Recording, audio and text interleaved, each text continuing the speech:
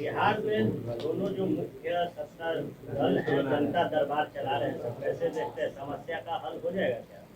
देखिए, जनता दरबार फिर एक बार जनता की आंखों में धूल झोंकने का प्रयास किया जा रहा है सरकार के द्वारा। एक तरफ बीजेपी जुमलेबाजी कर रही है और दूसरी तरफ सरकार में जो माननीय नीतीश कुमार जी हैं फिर से जनता के आंखों में धूल झोंकना चाहते हैं। समस्याएं अनेक हैं, 65 से ज्यादा घोटाले हुए हैं बिहार में। हमारे नेता तेजस्वी यादव ने एक कमेटी भी बनाई है कि हर घोटाले का पर्दाफाश हमारे लोग करेंगे और भिन्न भिन्न तरीके से करने का काम करेंगे। तो ये उस पर पर्दा डालने के लिए जनता में तो जाना नहीं है, विकास करना नहीं है, सब आरसीपी टैक्स लेकर सारा घोटाला करना है, तो उसको ढकने के लिए ये जनता दरबार किया जा रहा है। जनता दरबार में किसी की भी समस्या का समाधान नहीं हो पा रहा है। बैरिंग लौट रहे हैं लोग और गाली देते हुए गेट से बाहर आते हैं। कोई पदाधिकारी किसी भी मंत्री या विधायक की बात नहीं सुनते हैं। जिस सरकार में पदाधिकारी नहीं सुनते हो, ब्यूरोक्रेट की सरकार हो, उसमें कैसे क्या क्या कर सकता है? ये जनता दरबार आईवास है, इसके अलावा कुछ नहीं। जनता दरबार के पैरेलल में बीजेपी ने अपने तमाम मंत्रियों की लिस्ट निकालकर दिन में सप्ताह में 6 दिन कार्यालय में उनके दरबार लगाई नहीं, फिर ये जुमले लोग है ना, जुमलेबाजी करने का काम करते हैं, इसके अलावा कुछ नहीं। आप देख लीजिए, उनके जब माननीय प्रधानमंत्री जी जुमलेबाजी कर सकते हैं, गृह मंत्री जुमलेबाजी कर सकते हैं, तो फिर एक बार जुमला का सामना बिहार की जनता को करना पड़ेगा।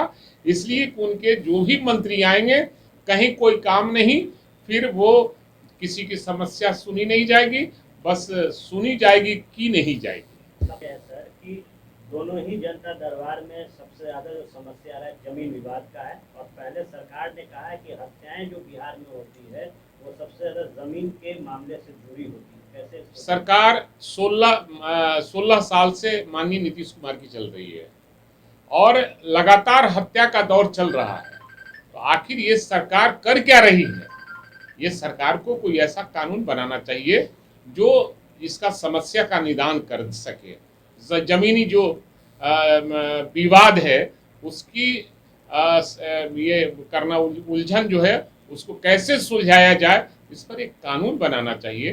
कानून जब तक नहीं बनाएगी ये सरकार, लोग लड़ते रहेंगे जमीनी विवाद में, इनके पदाधिकारी लूटते रहेंगे, इनकी पुलिस के पदाधिकारी लूटते रहेंगे और सरकार हंसी के पात्र बन रही है।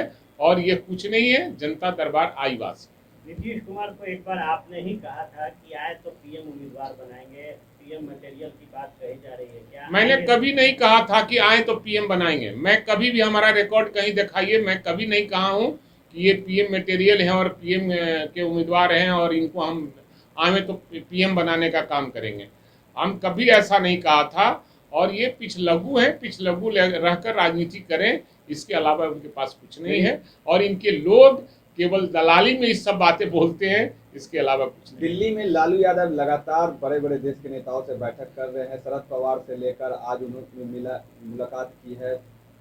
लगातार इस तरह के मुलायम सिंह से तीसरे मोर्चे को लेकर क्या कुछ तैयारी चल रही है? देखिए, आदरणीय लालू प्रसाद यादव देश के बहुत बड़े नेता हैं और जब कभी वो नेताओं से मिलते हैं तो सरकार हिलने डुलने लगती है और घबराहट शुरू हो जाती है और लोग मांग करना शुरू कर देते हैं कि सीबीआई उनके स्वास्थ्य कारणों से मिला है। ये नहीं पता, उनको ज्ञान नहीं है कि कानून में जब हम अपनी अवधि पार कर जाते हैं, एक अवधि सीमा, समय सीमा सा रहता है, उसको जब पार कर देते हैं तो कोर्ट अपने आप उसको बेल दे देती है।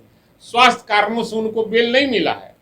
उनका बेल मिलने का कारण उतना सजा वो काट लिए हैं, इसलिए वो उनको बेल मिला है। तो विरोधी लोग का देखिए, सुशील मोदी का बयान क्या आया है, ये लोग घबराहट में हैं। आदरणीय लालू प्रसाद यादव जैसे जैसे सक्रिय हो रहे हैं, बीजेपी और एनडीए के लोगों को घबराहट शुरू हो गई है कि अब ये उखाड़ फेंकेगा। तो ये घबराहट में ये लोग हैं। आदरणीय लालू प्रसाद यादव का विचार हम सब लोग मानते हैं और उनके विचार ही सबसे बड़ी चीज है। ओम प्रकाश चौटाला से मुलाकात की है उन्होंने। चौटाला धुर विरोधी माने जाते हैं बीजेपी के। देश में एक बड़ा तीसरा मोर्चा तैयार होने की कवायद शुरू हो ये हमारे बड़े नेता तय करेंगे क्या करना है, नहीं करना है, तीसरा मोर्चा बनाएंगे कि कौन मोर्चा बनाएंगे, ये हमारे बड़े और शीर्ष नेता तय करेंगे।